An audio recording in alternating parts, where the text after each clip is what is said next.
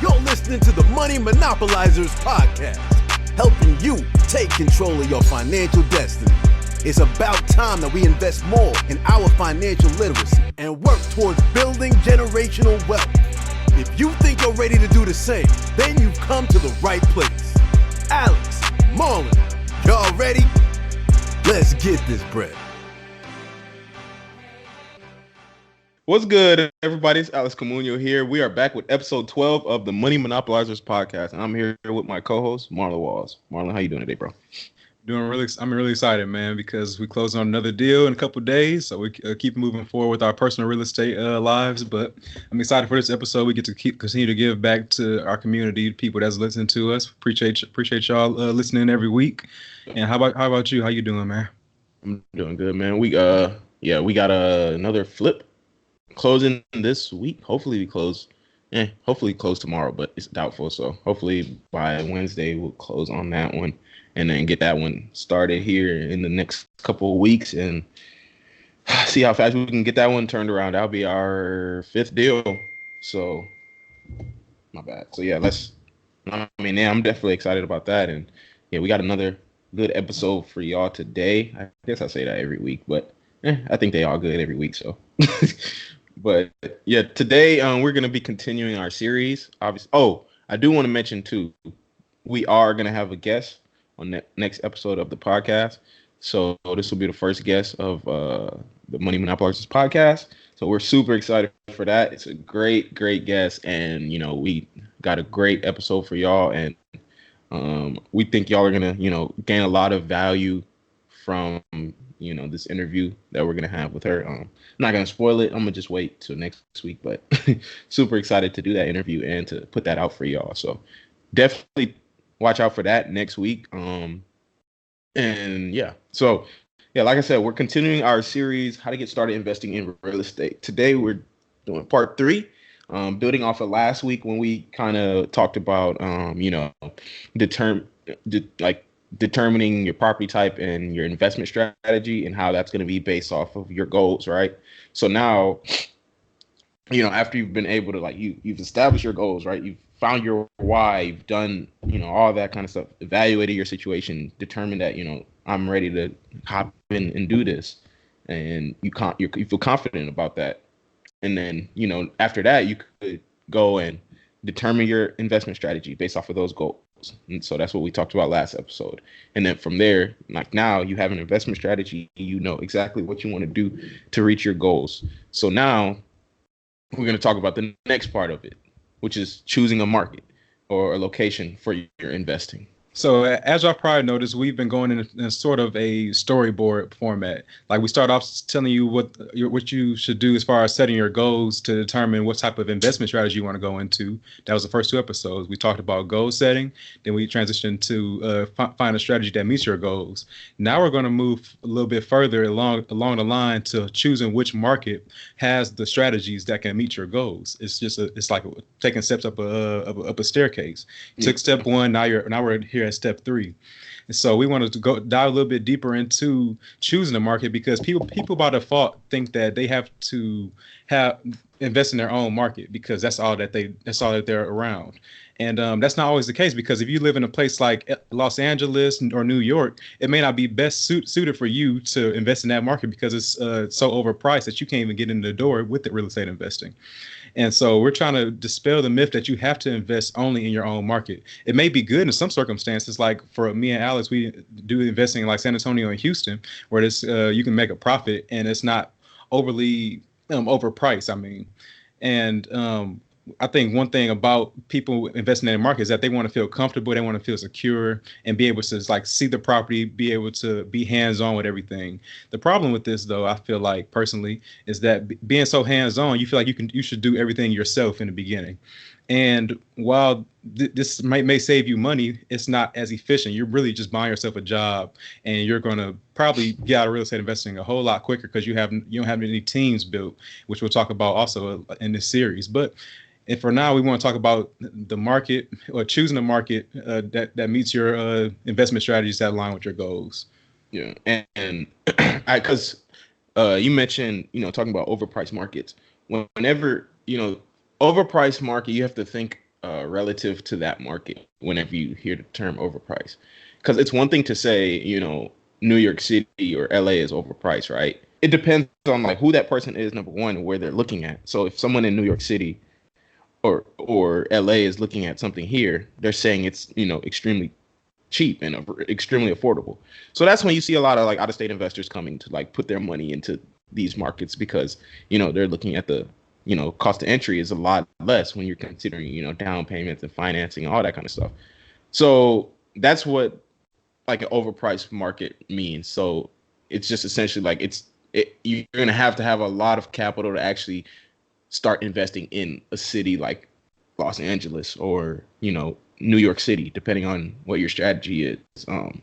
But I think that's one reason I think it's really extremely important to choose a good market and a location because, you need to know what market is going to fit for your strategy and what your goals are. Because one thing I'm gonna say first about, market and location and just in terms of real estate is one thing you cannot change about a property. You can change many things about a property. You can change how it looks. You can change, the land use. You can change a bunch of things about it. But one thing you can never change is its location. So that's why location is, arguably when a lot of people talk about real estate investing, they say this is the most important thing about a property. And it's depending on who you ask, I can't argue that point. It is very, very important. So we definitely want to get into why, that's such a crucial factor when, investing in real estate. Every market kind of caters to a different style of real estate investing. Every market isn't really suited to just do any type of real estate. You can't just go to any market and say, I'm going to do this here and I'm going to do this here because it's just not practical. Like, because last week we talked, or in the previous couple of weeks, we said that goals determine your strategy too, but in a sense, location also does. So that's why location is such an important aspect because your strategy in New York City or in Los Angeles is a lot different than your strategy somewhere like, New Orleans or Oklahoma City or something like that. It's a lot practical. It's a lot more practical to, maybe flip in Los Angeles than it is to do rentals in Los Angeles. Look on HGTV and what do you see all happening out there? All they're doing is flipping. All they're doing is flipping out there. Just because right now the market is so hot and the market it's a great flip market right now. I think no matter where you go in the country, it's a great flip market because it's such a seller's market and the market is on fire everywhere. But it's not really practical to have single family rentals in a city like Los Angeles, especially because there's rent control. So, you're talking about, $500,000 houses that you're going to maybe get $3,000 in rent for, right? So, once you get into real estate investing, you'll see right off the bat that that's not going to be an asset. That's not going to be a cash flowing deal, depending on how you finance that. So, that's definitely one thing to consider. And that's one reason location is so important because, it's going to determine your strategy. There's a lot of people that like try to go to other locations and just do what they've done in the past and they fail because it doesn't work there. It doesn't work there. It's not suited there. And I mean, it makes sense. Cost of living is different everywhere, different economy everywhere. So you have to, think outside the box depending on what your location is. It's not the same as if you're investing in where you live. So I say all that to say it's very important to gain an in-depth understanding of the location you're going to be investing in so that you can find a strategy that's going to be best for you. So personally, for me, I recommend starting investing in your own market. I mean, for reasons we're gonna talk about in a minute, but I understand that's not practical for everyone just because, either the market is too expensive or there aren't that many good deals. For example, in where Marlon's at in Indiana, there's no deals there. So, I mean, that's a barrier to entry.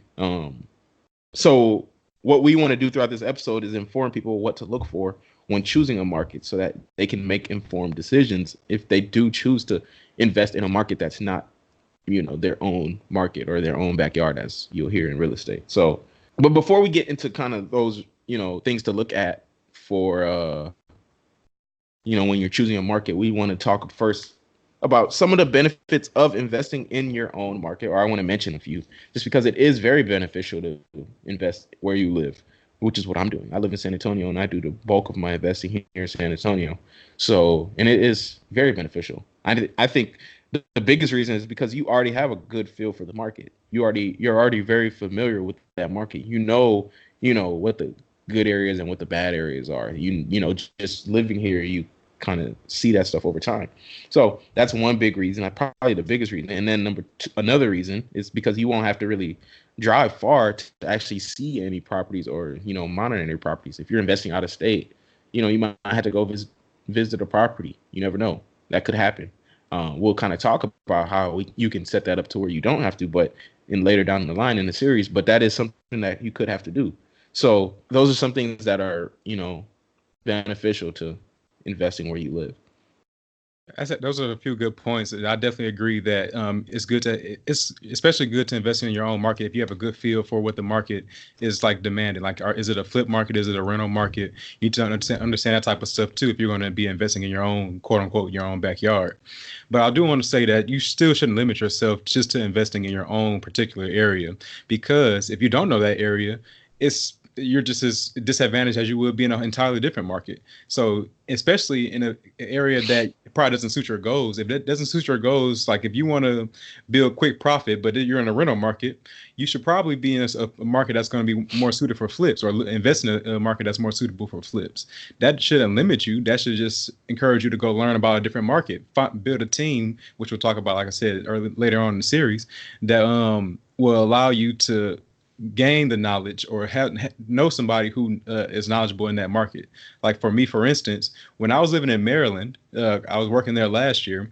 I was looking to, I guess, quote unquote, do an investment deal here in Indiana, because I wasn't living here, but I was finding somebody else who knew the market and asking him where were the best places to buy houses at. He told me to buy on the south side of Lafayette, Indiana.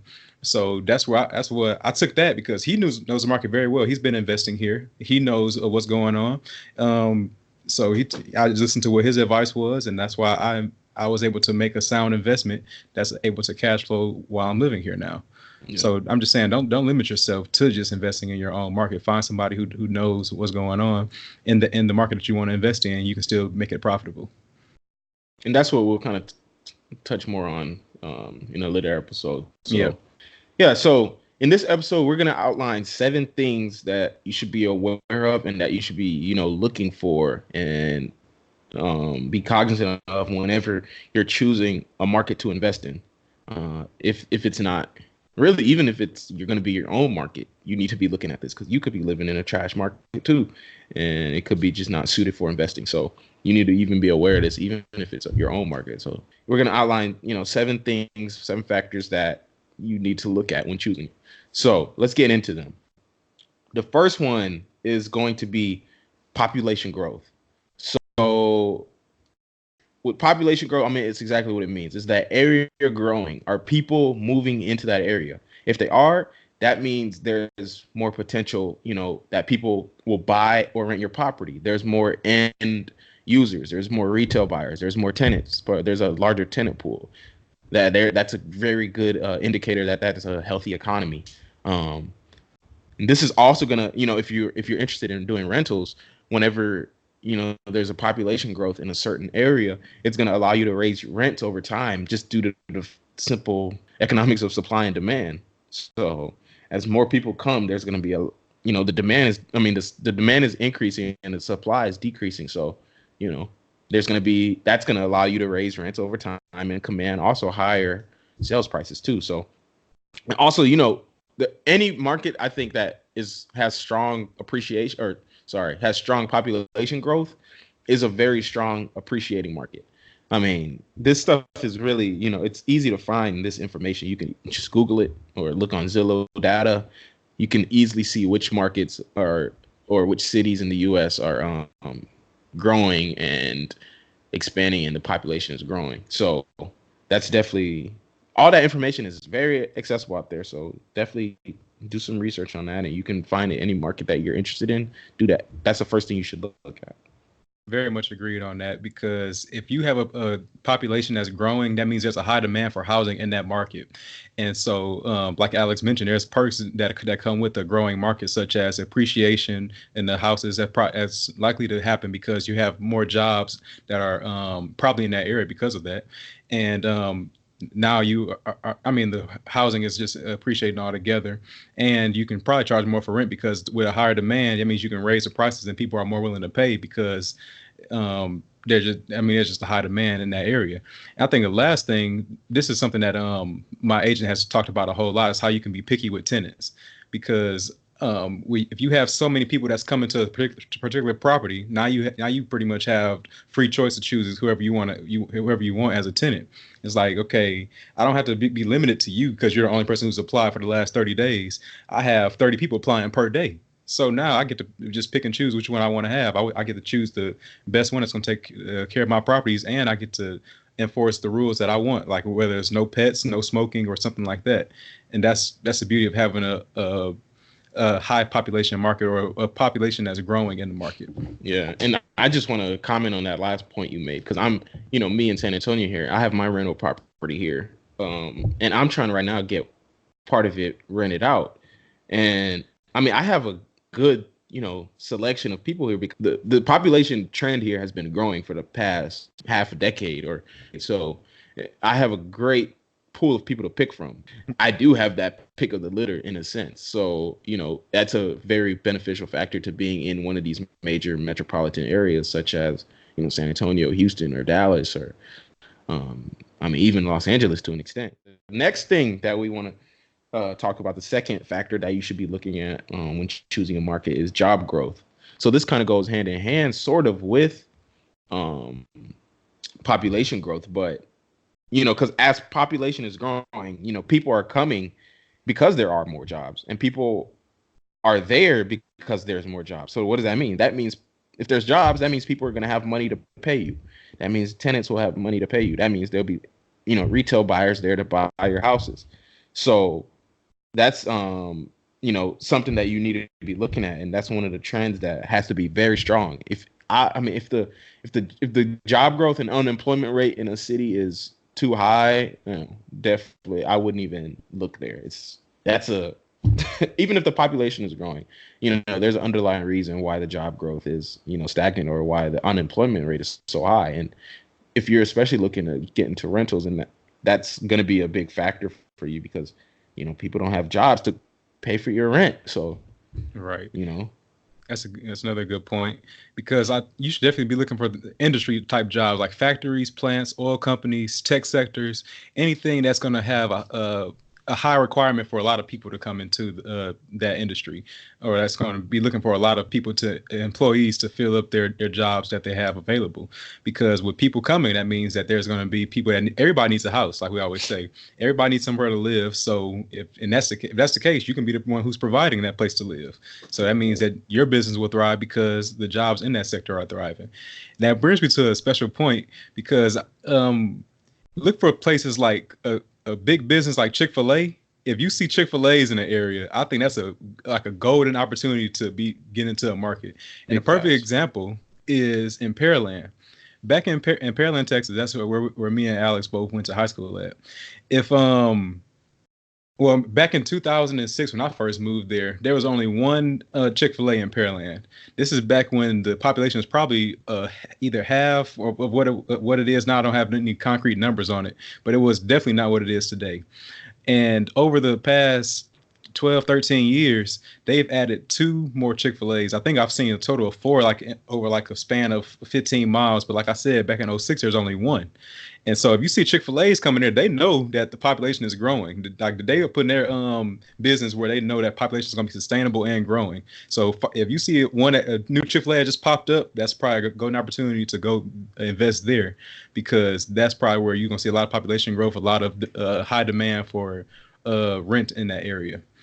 And I want to leave you with this point. If the jobs are leaving, it's time to dip. It's time to get out of there quick. If you see a Chick-fil-A closed down, hey, I'm out of here. Like I Yep. can't be here because the population is dropping. They have a pulse of the market. It's like they're like the big dogs. They know what's going on.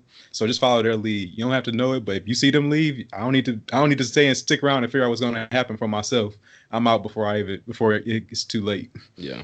And I kind of want to talk about that too a little bit. That's a good point when you mentioned Chick-fil-A and following those corporations that are, franchising like that. Just because, they've done the research already.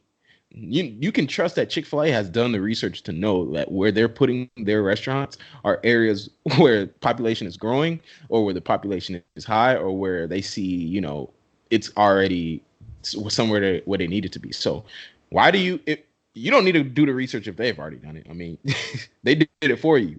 So, just follow along with them. You don't need to reinvent the wheel. I promise you, they have a great, marketing team that did that research and found out that Pearland was a good city to put Chick-fil-A restaurants in. And I looked it up while you were talking about that too, just because I was curious. About mid early 2000s, the population was about 38,000 in Pearland. I know it's over 100 something now, I think. And now, this was up to 2017, but now, it says as of January 2019, the population is 127,500. So that's almost 100,000 population, increase in 10 years. So just looking at that trend, we're going to talk about that in a little. That's going to be one of our, another point looking at how a market is trending.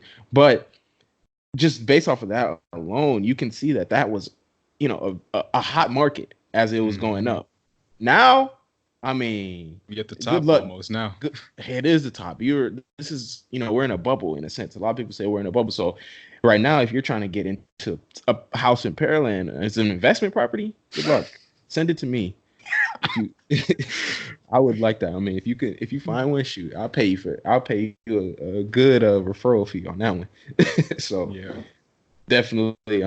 That's a great city, but now it's it's at the peak. So, but okay, so that leads us into point number 3 of this whole thing. And the third factor you should be looking at. So the third factor is a diversified economy. So when I say a diversified economy, I'm essentially saying that you don't want to be investing in a town with only one industry. So, if there's only factories or if it's only an oil city or if it's, if you're in, let's say Midland, Texas is oil city. So that's one industry. So, that's, it's risky being in one of those kind of markets, investing in one of those kind of markets. And on top of that, Midland's such an expensive market just because of it, because it's an oil city. So those two things combined make, it makes it a tough place to, because the thing about it is if that industry fails, then unemployment is going to rise. So, and that just goes against the second point of job growth. There's not going to be any people to pay your rent. So, a city that you're looking for needs to have multiple industries, and it needs to have small and large corporations that are, having offices there and doing work there. So, I'm just looking at San Antonio again. San Antonio has so many industries. The biggest one, is military. I classify that as an industry, but this is, military city. That's what they count. That's what they say. It's like the highest number of military residents in like one metropolitan area in the country. So that's one big sector here. They also have, it's big for the tourism here.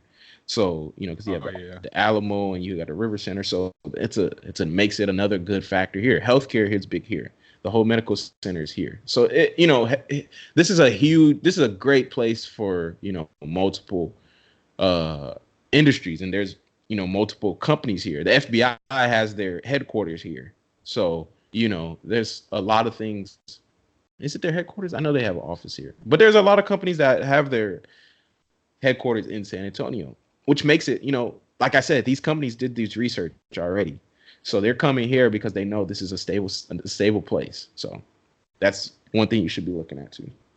Yep, that's all good points. And I know a lot of people always want to say that real estate investing is risky, but that's because they don't take into consideration these factors that we're talking about today in regards to choosing the correct market, because they may choose the Midland as that's the place they want to invest in, maybe because they just live there. Not saying that it's impossible, but it may not align with your goals, and it may not be feasible to do what you're trying to do as far as an investment strategy. Yeah. So, and just basically take away from this, learn how to mitigate these risks. I think that's the best takeaway from this is listen to these seven strategies for picking a market, and understand that this is all risk mitigation. Real estate investing can be risky when you don't know what you're doing. Yeah. But if you learn how to mitigate those risks, you're able to make a profit with it. Yeah, and it's, by the way, shout out to Goff. We keep Slender in Midland, but I know he probably but nah, that's just the facts. But yeah, I mean, you talking about risk. It's like we talked about in episode 9 when we were talking about the key to being wealthy, right? The difference is between someone that is successful and someone that isn't is what they know. So the person with them that knows the most is the person that's going to have the best advantage. So someone that knows what the best markets are, and they know these economic trends, and they know the population is growing, the job is growing, it's a diversified economy. They know these things. They don't have too much risk because they have limited a lot of it already. So that's a good point. I'm glad you mentioned that too. So that brings us into, well, it doesn't really bring us into, but the next point is point number 4. So this is more of a, specific point tailored more towards rentals. But if you do want to own rentals, then that market needs to be landlord friendly. So what do I mean by landlord friendly? I'm saying it needs to be because, well, think of it like this, because in Los Angeles, I'm just going based off of, what I've read and seen over there. That is a very tenant friendly market. They have a lot of, laws that protect their tenants.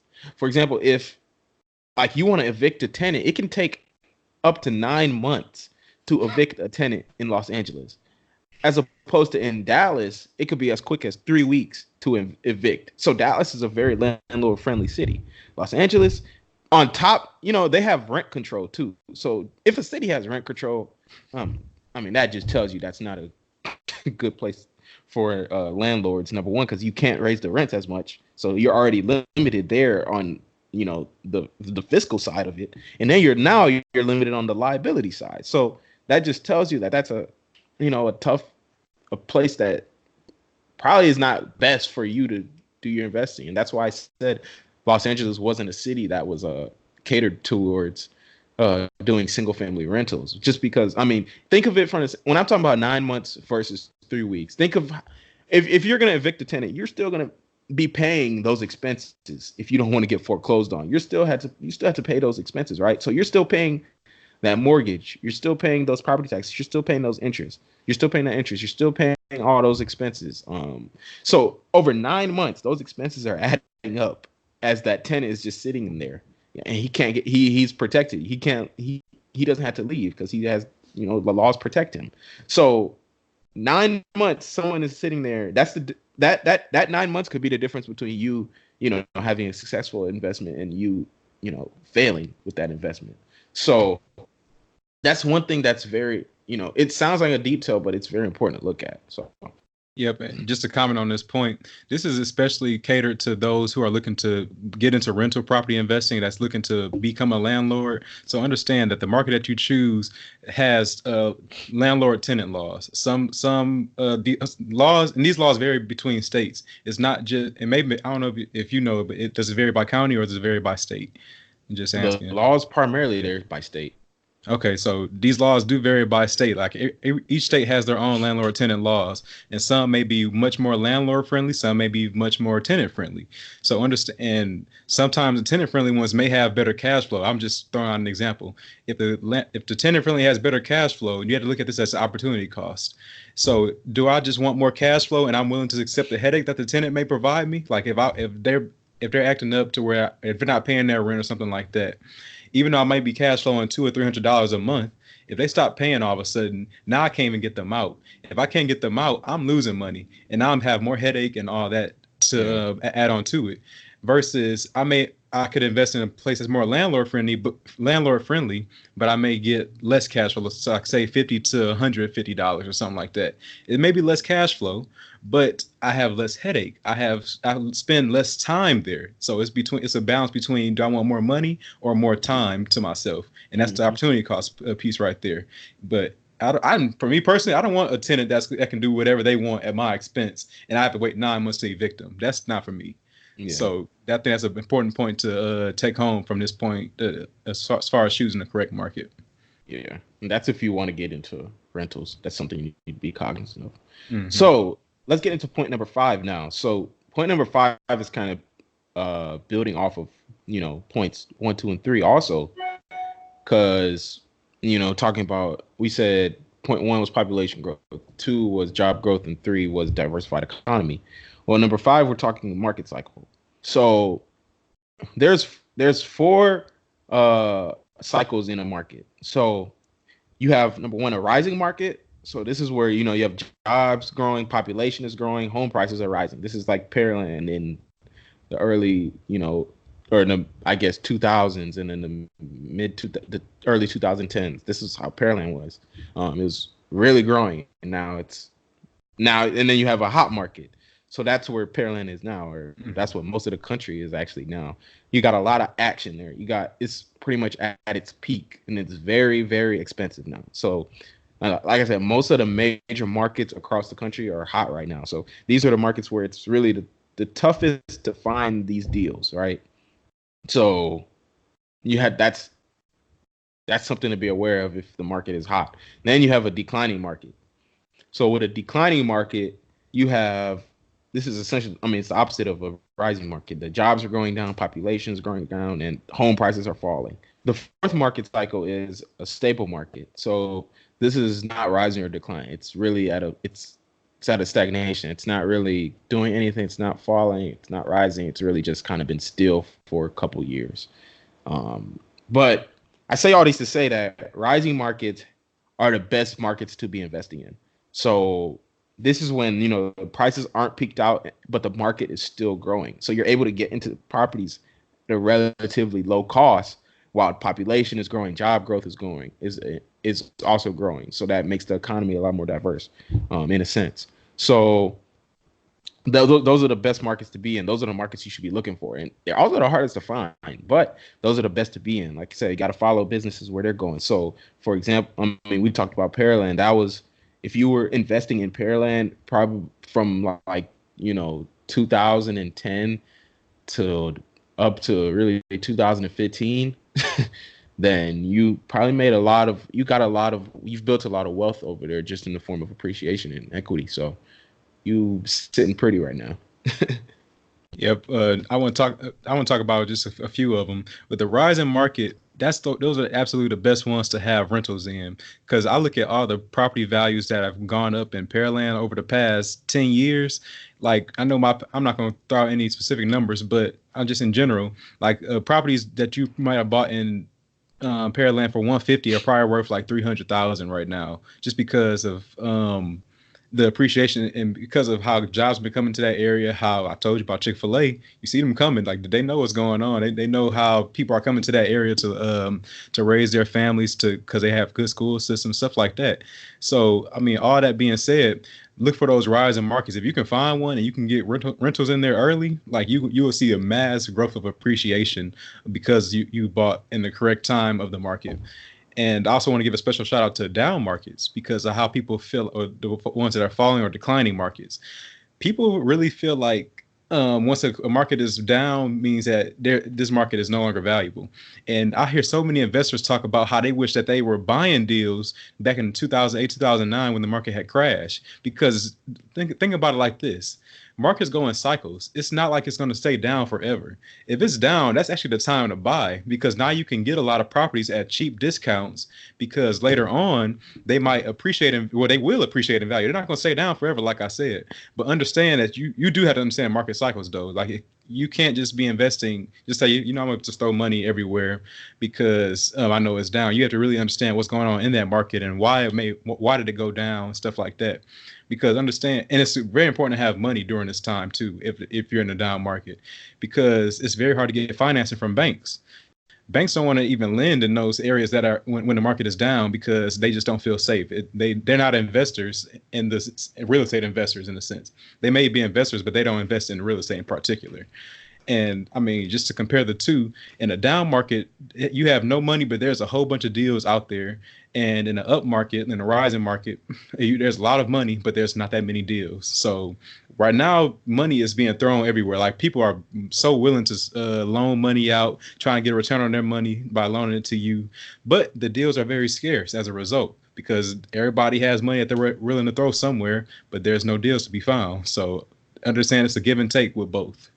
So that brings us to point number 6 of choosing the correct market to invest in, which is called the 1% rule. Look, this is more of a real estate term, real estate investing term that a lot of investors use when they're determining if a property is good to invest in or not. Like this is a very general, this is basically how they identify a property immediately. Like what's the rents for in that area? Oh, I guess I should describe what it is. So the 1% rule is basically when you take what the rents can be in an area and divide it by the property value, or by the cost of that property, or like basically the ARV, the after repair value. When the property's all fixed up, what will it appraise for? Like what will be the cost, the value of that property? And then on the numerator, you'll see what the rents are. So for example, if you have rents in an area that are $1,000 and the property value is $100,000, 1,000 divided by 100,000 is 1, or it's 0.01. But transfer down to a percentage is 1%. So just as like a very quick method of analyzing a deal, see if it's a good deal or not. A lot of investors use the 1% rule to dictate that before they even like start doing a whole bunch of other due diligence for that deal. Yeah, and that's really market dependent. So in every market, you're not getting 1%, not even close. But in some markets, you might get 2%.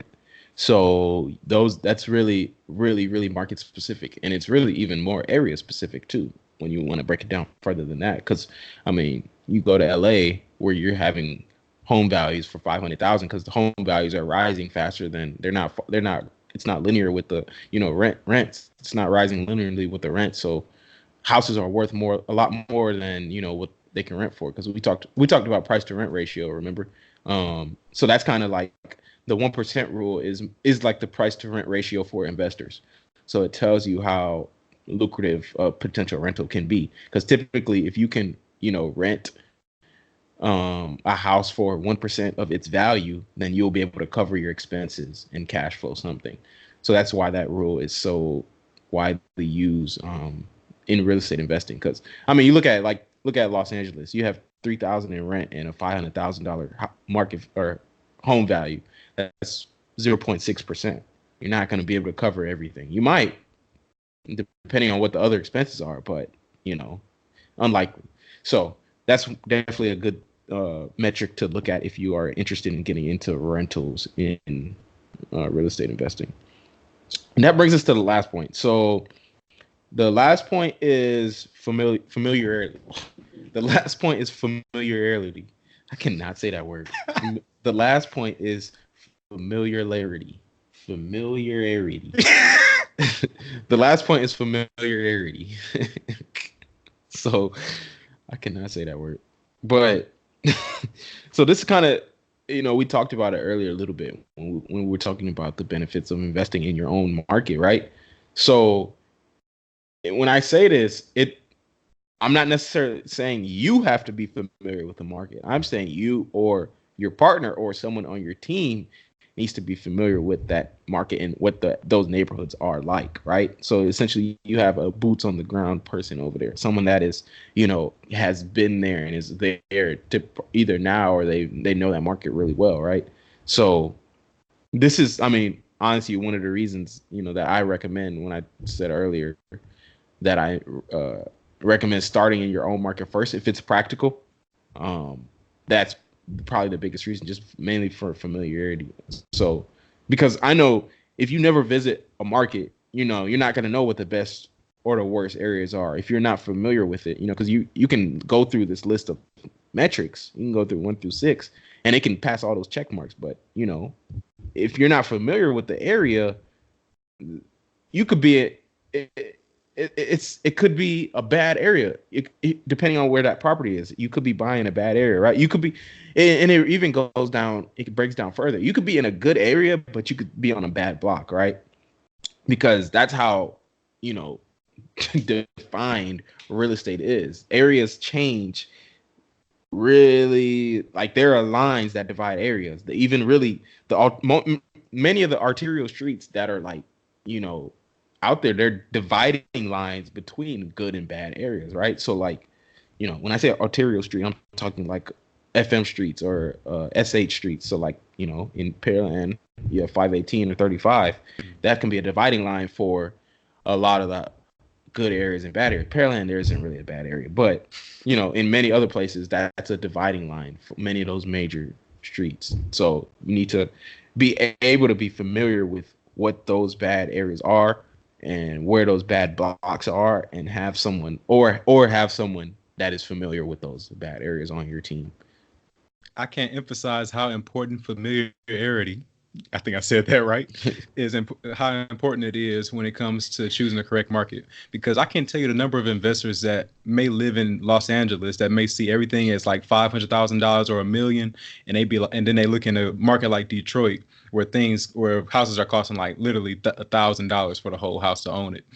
Like, I want them to understand that cheap does not mean that this is a good investment, because you have to know the market in that area too, because a house may appraise for $20,000 after you put $60,000 of work into it. Like, so you may buy it for $1,000. It's total beat up condition where you have to fully gut out the entire place. So now you spend $60,000 to renovate it, then you put it on the market, and nobody will buy it unless it's $20,000 or less. That's a terrible investment. You have to pay me in order to take that deal, because that's the only way I'll make it work as a good deal. Yeah. So just understand that every market that has low prices to entry doesn't mean that's a good deal. I think an example is, like I said, I mentioned Detroit. Example of that, my dad had asked me, should we invest in a house next to my granny's house out there? I told him that there's no way I would do that because of the example I just gave earlier. We would have to have somebody pay us in order to move in, or in order to purchase that property and fix it up, because we wouldn't be able to sell it for a profit. But now 2 blocks over, it's called the historic block. And that's the block where everything is selling for like $500,000. And like legit, like a street divides a house that costs $1,000 from a street that has properties that cost $500,000. So that's why it's so important to know your area and know exactly what streets are good to invest in and which ones are not. Yeah. Just to comment on that last point you made, just know that in real estate, every property has a price. Every property has a price to make it a deal, right? For some of them, it costs a lot more, but for some of them, a lot of them, many of them actually, probably the majority of them, someone has to pay you for it to be a deal. So that's the price I needed to get it at. I need you to pay me so I can get this deal for it to be a good deal for me. That's how bad a deal that one is. And that's primarily, its location is usually like the biggest reason for this in most instances. So that's why that's important. And one thing I want to get into real quick too, because once you get into real estate investing, one thing you're going to start hearing a lot more is people talking about properties being in a B, C, or D location, right? So they typically say these are like the neighborhood classes, right? These aren't like literally written classifications that are like, you can search if it's in a class A, B, C, or D. It's just more of a like subjective eye test metric that people use to classify the area because they're familiar with that area. So they can typically tell, like for me, I know here in San Antonio what are A, B, C, D and A, B, C, D areas, just because I'm familiar with it, right? So I just kind of want to go through them real quick as we close this episode out. But so with Class A, those are the best locations, right? These are the areas with the newest buildings. They got the best restaurants, the wealthiest people here, and also the most expensive real estate here, right? And with that, you have the highest quality tenants and retail buyers. So that's Class A. Class B is just slightly older than Class A. There's like decent restaurants here, decent schools, And it's like middle class, right? So you have like those blue collar workers here. Like houses here are like, 15, maybe 20 years old, but it's not. It's slightly below class A. Yeah. Class A and B, just to comment on it, is where most investors target. Just want to mention that. So because nobody wants headache, nobody wants to have a lot of crime because they want to have a passive job. They want to have a passive income. They want their income to be truly passive, where they don't have to really worry about the tenants that's messing up their property or anything like that. But understand, if you invest in these type of markets, there's going to be a lot more competition too, because everybody wants it, and that's where everybody's seeking. Yeah. So let's talk about Class C. So Class C, these are, slightly below Class B locations. So this is where houses are, probably 30 years old maybe. And this is typically areas where, you'll see like an Ace Cash Express, you'll see pawn shops, you'll see, people, the people that are here are more people that are like on a government assistance, Section 8, government subsidiaries and that kind of stuff. Those are, you're going to see like lower wage workers here. But it's going to be a lot more affordable than a Class A or B. So, and then the final one is Class D. These are the war zones. Just avoid Class D. Like, I'm going to talk about them, but don't even, consider investing there. This is, areas where drug, crime, all that kind of stuff, the rates are extremely high there. You're going to see vacant buildings here. You're going to see, no trespassing signs, dogs on chains, all that kind of stuff. This is where you're gonna have the worst tenants, and you just don't want to be in this area. I don't know much more to say about that. You just don't want to be there. I mean, that's a great way to describe it right off the bat. Just don't go there. But for the people that decide that they want to add stress to their life and they want to invest in Class D areas, a good way to mitigate it is to increase your policies. So like pet policy would be something that I would enforce. And understand that people don't have to listen just because you put a policy in there. They probably won't if they're in the Class D area. But I mean, there's ways to mitigate it. Like Alex said, just don't invest altogether. But like, say if you're in the Class C area, it may be more beneficial just to have more policies such as no smoking, no pets, no drugs, something like that.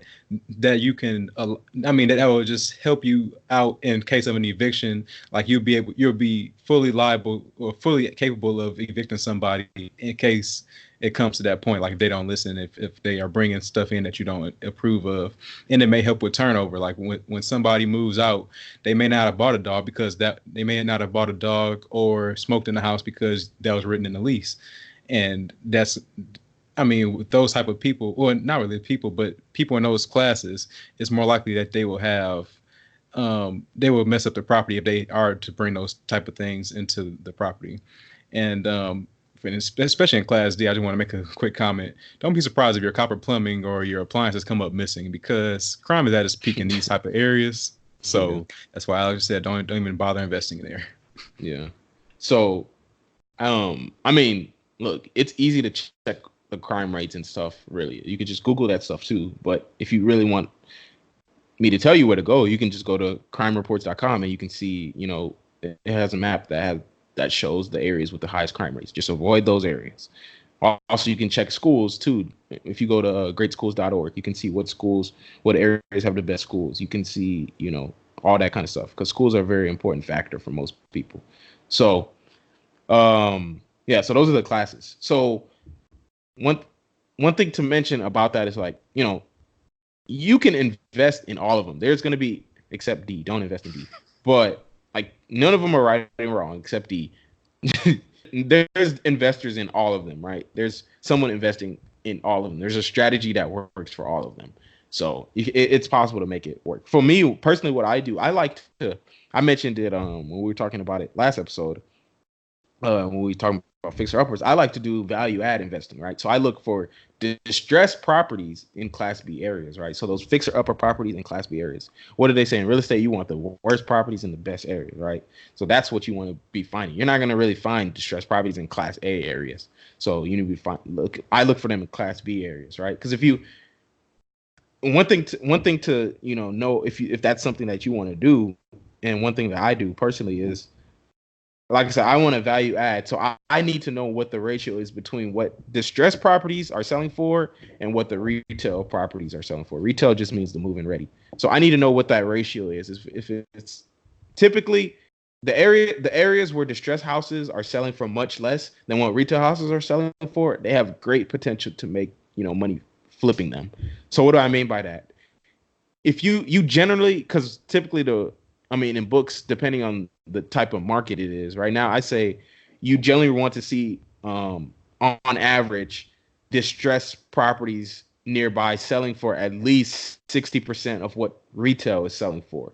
So, for example, if you have, a retail house, move-in ready house worth $200K, and you see a distressed house for like similar, that is similar in like square footage and number of bedrooms and everything, it's a comp, then that distressed house, you want to be able to buy that house for $120,000. So that gives you wiggle room to do the rehab and also margin for their profit. So, so that's typically what I look for. I like it to be at 60%. If it could be lower, that'd be great, but the market is so hot right now, 60% is good enough right now. So that's usually what I'm looking for. And when I'm talking about like finding the ratio between distressed properties and retail properties, what they're selling for. All very good points. And I think just to take this on home is just to take away from this episode, understand that location is key when choosing a market and when choosing a successful market for your real estate business. And I think regardless of what location you choose, it's also going to be important to have some type of knowledge in that market. So whether it's you or somebody else who's out there, like as Alex had mentioned earlier, the boots on the ground, you need to have somebody that knows the market, knows the good streets from the bad streets, the good blocks from the bad blocks. Because by knowing that, you'll know where to invest and where not to invest. You won't invest in a house right by my granny's house. You'll invest 2 blocks over in a historic block, stuff like that. And by having this person as a boots on the ground, or by knowing the market, you mitigate your risk and you increase your chances of success in whatever market that may be. Mm-hmm.